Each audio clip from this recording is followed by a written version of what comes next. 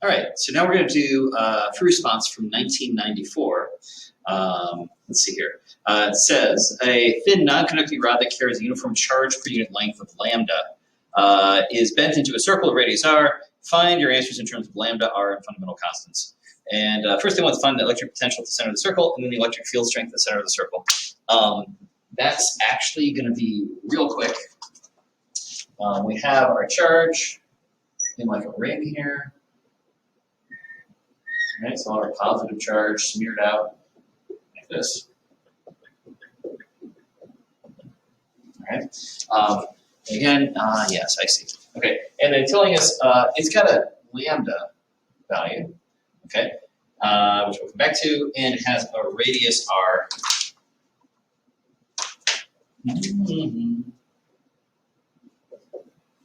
Okay, so first, find the potential there at the middle. Okay, so let's in the middle. All right, so right there, what's our V value? And then they want to know what's the E field value. Okay, so part A, we're going to start by using that lambda. All right, and we're just going to say, hey, lambda, that's my charge per length. Right, is my charge per length. And you say, well, I know it's a circle of radius r. So lambda is given. The length I can calculate, right? It's a circle. So length around it is just 2 pi r. And so my total charge is just q. You say, hey, so lambda L is q, and so lambda times 2 pi r is my charge. Okay, why am I doing that? Because I'm trying to find my potential here. The way you find potential is you say it's kq over r, right? This is the potential from a point charge. You say, if I have a bunch of point charges, then I just add up all the kq over r's. Well, the thing is, I would split this up to a bunch of little q's. But as I go around from little q to little q to little q to little q, all of those are at the same distance away. They're all at big R away. And the k is a constant. That comes out the summation. It's just add up all the little q's. That's just q. So my total is just kq over r, where q is this. So my v is just going to be k, let's see, lambda, so here, no, so we'll write it like this. 2 pi k lambda r over r, right? And those two r's are going to cancel, so it's just going to be 2 pi k lambda. My potential at the middle. All right, so that's that part. If you're one of those people that doesn't like using the Coulomb's law K, you'd say Coulomb's K is 1 over 4 pi epsilon naught. If you do that substitution, it's actually going to make this a little tight here. The pi's will go away, and I'll just get, wow. Just be this. That's kind of tidy. Okay, putting in 4 pi epsilon naught in for, what over 4 pi epsilon naught in for K. Okay, that's part A. Part B. Part B now, they want to know, that's the V value there. What's the electric field strength there? And quite frankly, the electric field there, imagine if we did, one thing to know is that the E fields, every little bit over here is going to be E field, and a little bit over here will make an E field going opposite, no balance. And same thing here and here, here and here. Everywhere around, each little bit of charge is a point opposite it, and those fields are going to be equal and opposite and cancel out there because E is a vector. With V, all the V values add up from all the little bits of charge around the ring. With E field, they all have to add like vectors, and they're going to end up balancing out. So frankly, the E at the middle is just 0. Okay, and that's it. You could think about it another way. You could say, what if we did it? Yeah. Let's just leave it at that. I was going to talk about doing a Gauss's law thing and thinking about doing a bubble and saying, if I use Gauss's law and I drew a bubble inside here, right? Then you say, hey, my integral E dot dA is Q in over epsilon naught. Remember, this is equal to the flux, right? The total number of field length, right? And so if I do this, the Q inside the bubble is 0. So my total flux is 0 going through this bubble, okay? Yeah, and that's going to be true anywhere inside here. I'll get that same situation with any bubble in here. Total flux is 0 anywhere I draw it. And you say,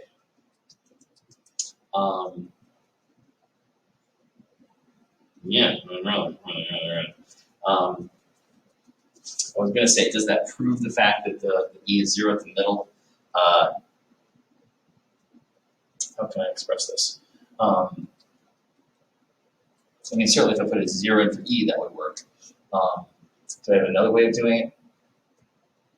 Yeah, I'm saying it jives with Gauss's law. I'm not sure that proves it, but that is the case.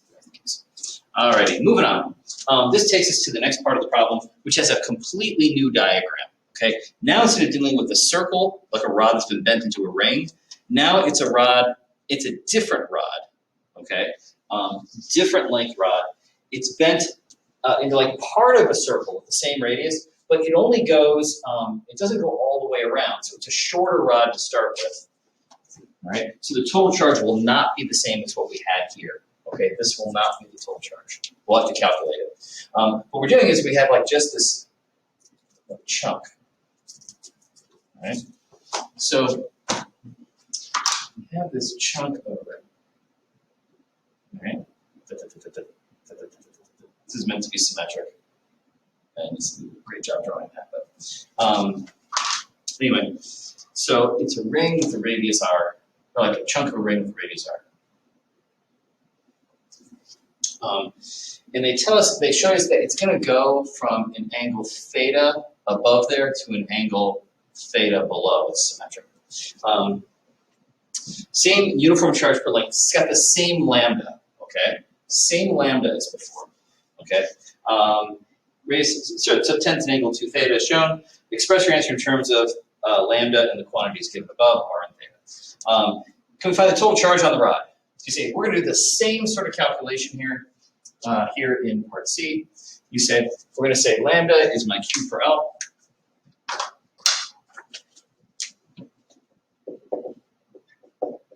And so the charge on the rod is going to be lambda L. And you say, okay, what's the length? Well, if I went all the way around the circle, it would be 2 pi r. But this is just a fraction of the full circle. So if I had half of the way around, I would have half of the angle for all the way around. I had a third of the way around, I have a third of the angle for all the way around. You know what I mean? So you say, I have an angle of 2 theta, I can just set up a ratio. I can say that length, you say, I'm setting up a little ratio and say, hey, the length I have over the whole length all the way around, if it was a full circle, is equal to the ratio of the angle I have over the angle for all the way around, which would be 2 pi, would be the full circle. Does that make sense? Yeah. So the length I have, move the 2 pi r over there, L is going to be 2 pi r times that 2 theta all over 2 pi. Bang, bang, right? My length is going to be, that's a theta, by the way. It's going to be 2 r theta, okay, is my length. Put that in over here. That's my charge, lambda times that length. All right, so that's the charge that I have on the rod. Okay, takes us to part D. Okay, part D. They say determine the electric potential at the center of that arc. So right here, at that point, what's the V value? They say, well, I know that for calculating electric potential, I know that my V would just be KQ over R if I had a point charge. But what I have instead is a whole lot of little charge. So I have to add up all my KQ over R. And so you say, in this case, I'm going to split this up into a whole bunch of, I might split this up into a whole bunch of little DQs and add them all up. But it's not going to be that nasty, right? I would add up an infinite number of little DQs. But here's the thing. Every little DQ that I split this into, every little bit of charge, it's at the same distance away from this point. And that distance is big R, right? So that big R is a constant, it would factor out of the integral. K is a constant, factor out of the integral. What's left? The integral of dq, that's just the total Q. So this is just going to be K over R times the total Q, which we just got there, lambda 2R theta. That's it. That's the potential at the middle of that ring. Okay, and if for some reason, oh, this R is going to cancel that R, isn't it? Sorry, let's make that prettier. Let's make it prettier. My V would be and we usually put the numbers out in front. So 2k lambda theta. Okay, that's my answer. Here we go. Okay. Okay, cool. All right. Hey, notice this is k lambda times 2 theta. 2 theta was the angle. K lambda times the angle. What's this? K lambda times 2 pi. That was the angle for the full circle. Interesting. Okay, makes sense. Makes sense. Okay, if I have that fraction of the circle, 2 theta over 2 pi, my v is 2 theta over 2 pi. Same ratio. Okay, good enough. Let's go to part E, which is the tricky part. E wants you to find the strength, the magnitude of the electric field here. Okay, indicate the direction. Hey, if this is positive, we'll get there. So here we go. We want to find the E field there now. All right. And so for this one, you say, we're not going to be able to do a Gauss's law for this. It's not symmetric enough. Our E field lines are going to kind of radiate out, and they would kind of curve out and stuff. And there's no good closed surface I can draw that'll make that integral in Gauss's law easy to take. So we're not going to use Gauss's law for this. We're going to use a modified form of Coulomb's law. Okay? We're going to say, remember that the E field from a point charge is kq over r squared. And if I've got a bunch of charges, I just add them all up. But in this case, I have I'm going to break it up into a bunch of little charges because it's all smeared out on this rod. So I'm breaking a whole bunch of little dq's and add up an infinite number of dq's. All right, so that's it. That's what we're doing. K dq over r squared until we've added up for all the charge. But it's not going to be quite that simple because remember that E field is a vector and it can have components and stuff that cancel out. And so that's what's actually going to happen here. If I look at one little bit of dq, say I look at this little bit of charge right here at the end, that little dq there, it would make an E field, a little bit of E field here, that would be going like this. That's the little bit of E field made by a little bit of charge. Technically, it's a D, right? Well, directly opposite here on that arc, there would be another little dq. And this little dq would make a little bit of E that would be symmetrically there, right? It would be symmetric. If I split these into pieces, these vertical parts would cancel, would add up to 0, right? And so I really just want to add the horizontal components of all these E fields. So what I really want, if I called this angle theta, here's the E field from this guy, I just want this side. That side is going to be dE cosine theta, right? I just want to add up all those x components, all the dE cosine thetas as we go around here. So I just want to get the total E in the x-axis. So I got to put a cosine theta factor into that interval. You know what I mean? I'd probably draw that inside the interval here.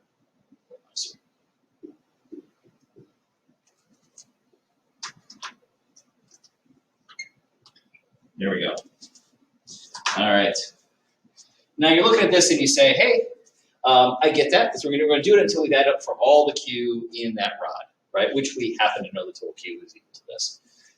You say, okay, that's nice and all, except when I do this and I go from a dq to a dq to a dq to a dq, adding this up, that r is going to be a nice constant. It's actually going to be big R, right? It's a constant value. That distance between the point we're trying to find E and the rod, that's great. But this theta is going to be changing. So I have two variables, theta and Q. And you're like, oh, man. So we have to rearrange it and get it in terms of just one variable, right? We've done this before, and we know that they gave us this lambda value very suggestively. So you say, okay, lambda is my Q per length, so it would be my dQ per d length along the rod, all right? So in other words, dq would be lambda d length. Okay. My charge is my charge per length times the length, right? Now, here's where it gets a little weirder. You say, that's getting in terms of a physical distance length thing. I need to get in terms of angle. So there is a trick. And that is to say, when I'm going along in an arc, part of a circle, right, there's a relationship between the angle and the arc length that I go through, the distance along the route there, right? There's a relationship between that. We know that from the rotation unit. We had this formula that arc length is r theta. Can I write here and still be on the screen? I think, I'm not sure if I go off the screen. But we remember that, oh, you don't care if I erase this. We have this relationship that S is r theta. S is like our length along the rod, VL. That's really like you write that as ds. Okay? Now, I really want this to be in terms of theta, so I have theta and d theta. You know what I mean? So here's what we're going to do. We want to take ds there. What would ds be? Well, I've got two things multiplied together. So I'm going to do that whole like product rule, right, for derivatives. So ds would be r times d theta plus theta times dr. That's the product rule, right, from calculus for taking derivatives. The thing is, though, dr, that's the rate of change of r, is r changing as I do my calculations. You know that distance is just a constant big R. So dr is actually 0 in this problem. So that drops out. And so it's just ds is r d theta. So what's dq? dq is lambda times r d theta. And so that's what I'm going to be able to substitute in. So dq is lambda r d theta. And now I'm going to put this in there for dq. And so I'm going to get my E field calculation to look like this. That total E, which is just in the x-axis, is going to be my integral k over r squared. Can I make that r a big R? Thanks. Because the constant rate is big R. Times cosine theta. And then where it says dq, I'm putting in that lambda r d theta. Now, my variable, I was adding up dq's until I added up to get the total q, you know what I mean? Well, now I'm doing it in terms of theta, so I'm going to do my integral. Now, what's this theta here? I could talk about this angle as being like a negative theta and going up to a positive theta. When I go from here to here with my integral, right? Adding up these little E field components. So I think I'm going to do that. I think I'm going to go from my new variable is theta. From theta is negative theta to positive theta. I think it's going to be my bounds. Yep. Okay, hey, let's do this integral. Now, constant. Oh, that R, by the way, that's a big R in this one. That distance, that's big R. That's going to cancel one of those R's there. Let's move those constants out. K lambda over big R. There we go. So I just have the integral of cosine theta d theta from negative theta to theta. Okay, hey, what's the integral of cosine? Derivative of sine is cosine, and so that would be sine theta, right? And when I do this, final minus initial, right? Sine theta from negative theta to theta. So that'll be sine of theta minus a sine of negative theta. You say, well, if I have, thinking about the unit circle, right? Sine functions are like, the vertical parts. You know what I mean, on the unit circle? If I have a theta, if I have a negative theta, that's just symmetric, right? And if I take the sign here, it would be the same as that, just negative. But I'm going to flip the sign on that. This is just going to be double the sine of theta. This will just be 2 sine theta. Okay? It's going to be that integral part. And then I have a k lambda over r times it. So my final answer is E is k, move the 2 out, 2k lambda sine theta. Okay. Hey, they want to know the direction of it too. And you say, well, gosh, this is all positive. It's all going to be repelling away. The total E field is just going to be straight to the right. Okay. They didn't actually define an axis or anything, so I can't say like along the x-axis. I should just say to the right. Okay. There we go. And that is that free response problem.